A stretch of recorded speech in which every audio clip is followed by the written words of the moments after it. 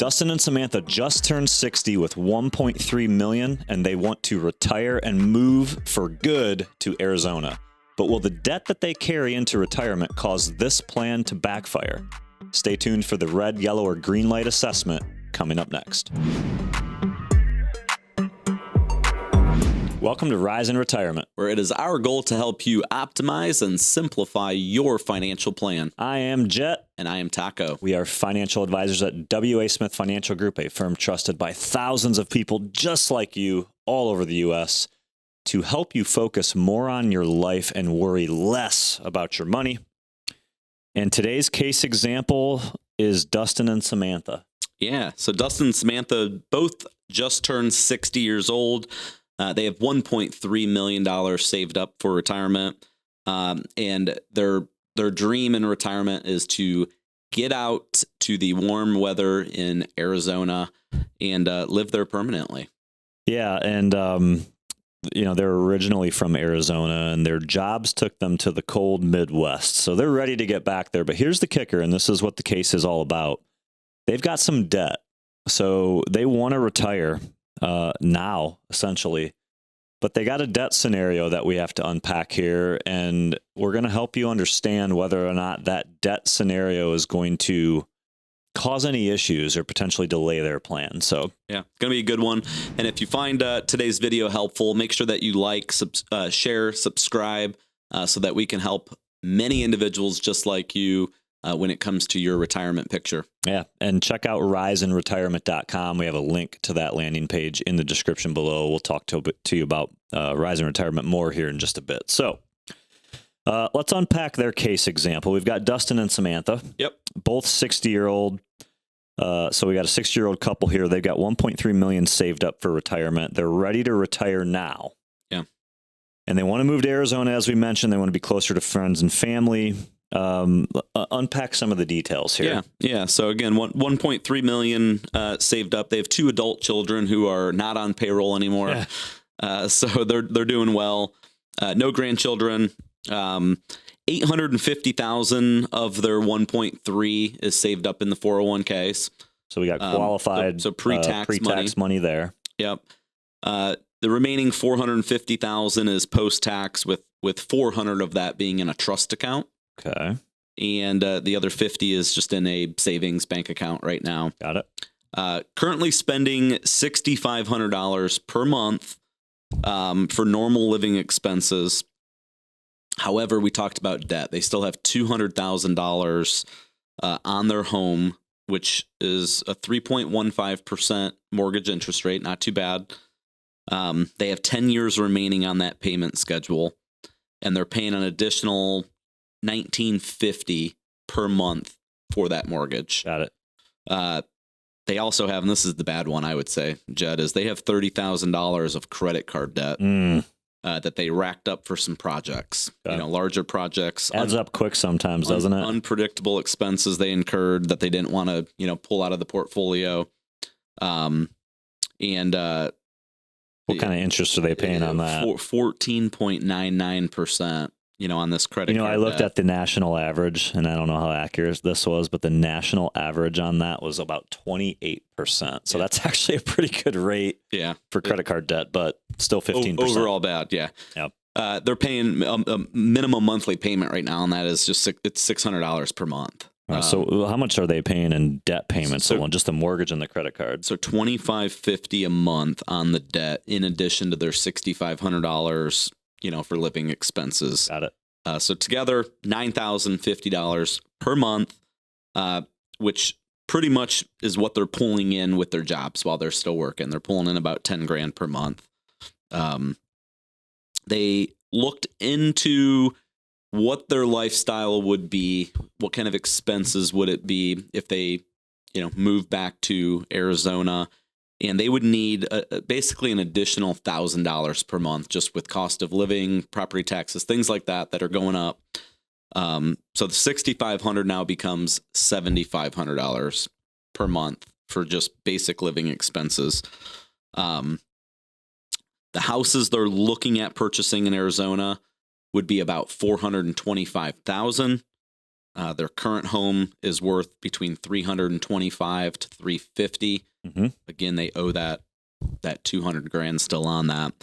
From an income standpoint, Social Security is the only thing they'll have coming in that they could elect at 62, obviously at the earliest, whatever time makes the most sense, or right? whatever their plan says. So, lot to unpack there, Jet. I went over a lot of details. Yeah. What are the big things to look at when it comes to the debt? Well, you got a couple of roads that you can take here, I think. So, and this is kind of personal preference. I think over in my years as a financial advisor and dealing with clients, I think everybody approaches this the way that they're most comfortable. So the first thing you want to look at is, should we develop a plan to pay this debt off now? And do we have a likely road where that makes sense? So you mentioned $200,000 on the mortgage, still another $30,000 in credit card debt. They've got $230,000 of debt that they could pay off. They've got that trust account, so they could take a distribution from there, which would maybe limit some of the taxation versus taking it from their qualified funds. Yep.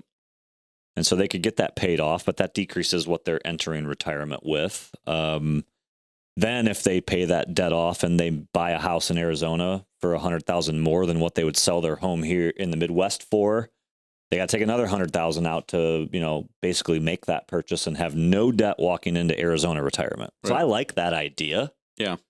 Because I think when you enter retirement and you don't have any debt, there's a different type of psychological advantage that you have.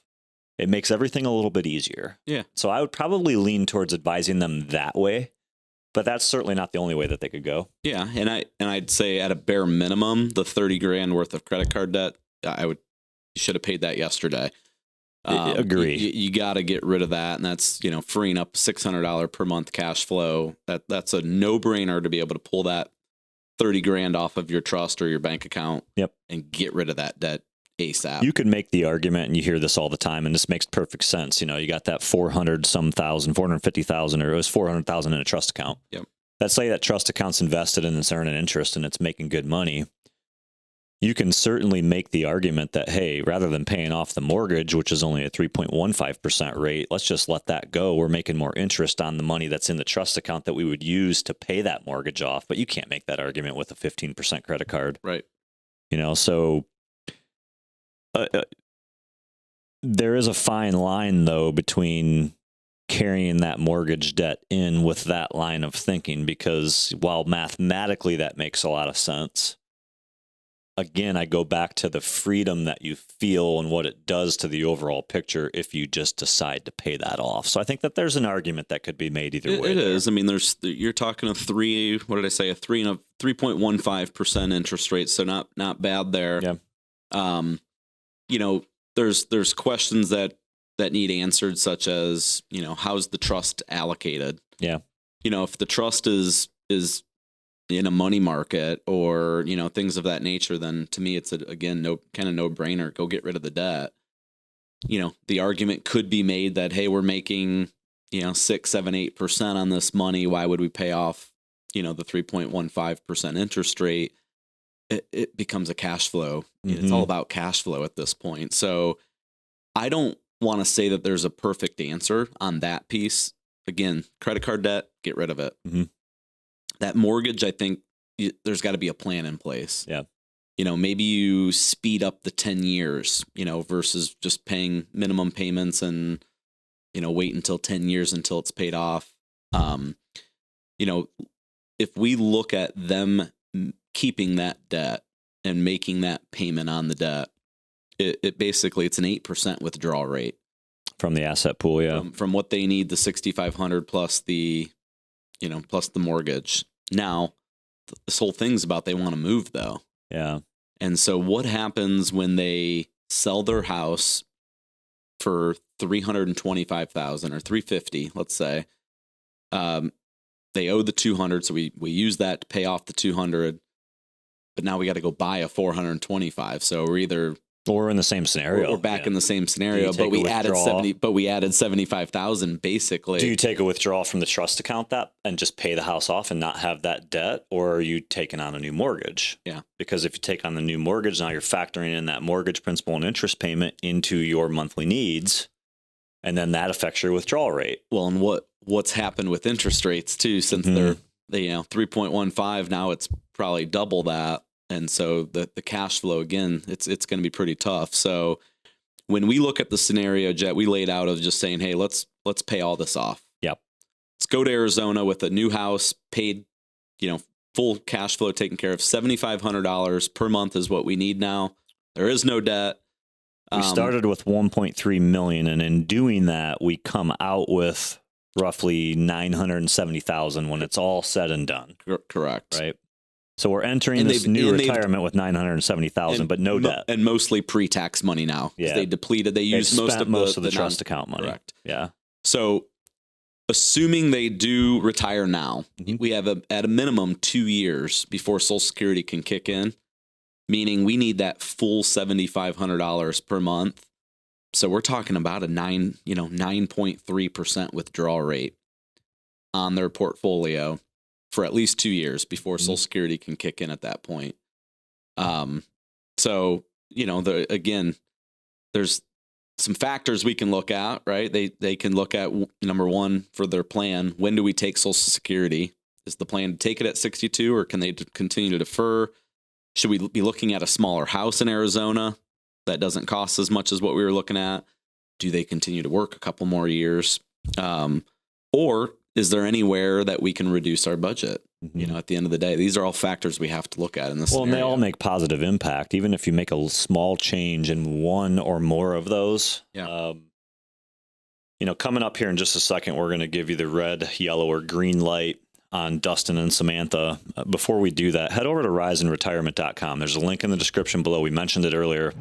You can request a retirement tune-up financial review. That's a free consultation with an advisor here on staff at WA Smith Financial. We can meet with you virtually. We meet with people all over the U.S. You want to get your situation looked at specifically in the type of context that we talk about here. That is your ticket. Request a tune-up. But the other great thing that you can do amongst the resources that are there is sign up for Ascend 360 Insider. Yeah, make sure to join that. It's a weekly video. It's completely free. It comes to you every Thursday at 9 a.m. Eastern time from our CEO and founder, just packed with information regarding retirement and tips for you to guide you through retirement. So all on riseandretirement.com. Dustin and Samantha are a yellow light to me. Yeah. Depending on how certain they want to be about their success, I may advise them to wait just a little longer here. I think a couple of short years, this is my main takeaway, a couple of short years of deferring these choices and getting that debt paid down a little bit is going to make a huge difference. Yeah. So I think if they waited until even just 62, 63, they're still young, they're still able, they still got a long journey ahead of them in retirement. I think that they're going to be in much better position, and they have a less that they have to leave to chance. Yeah, I agree with that. And I'd say, key takeaway is that the importance of a fully comprehensive plan, because what they need here is we can't sit here and give a blanket answer to any of these things, right? Yeah. Of whether you pay it all off up front or not. You have to do a deep dive into your own personal situation to see what makes the most sense. What we didn't discuss here is how are we allocated? What's their risk tolerance going to look like? Just there's so many different things that we need to look at specifically for them to identify the right plan moving forward. So you can't start early enough. Well, they have a dream to move to Arizona, and, a good financial advisor is going to want to help them turn that dream into reality. And you don't want to cut corners. You don't want to skip things. So best advice is make sure you get a good second opinion, good plan put forth in front of you for a situation like this. We can help you do that. What you should do now is like, share, subscribe, turn that bell notification on, make sure you're alerted of all of our new content that we post here, and head over to riseandretirement.com. A lot of educational resources there for you. Make sure you drop a comment below on any situation that you'd like Jet and I to talk about here on Rise and Retirement. We'd love to feature that. But we're out of time here today. That's it for today's episode. We look forward to seeing you again on Rise and Retirement.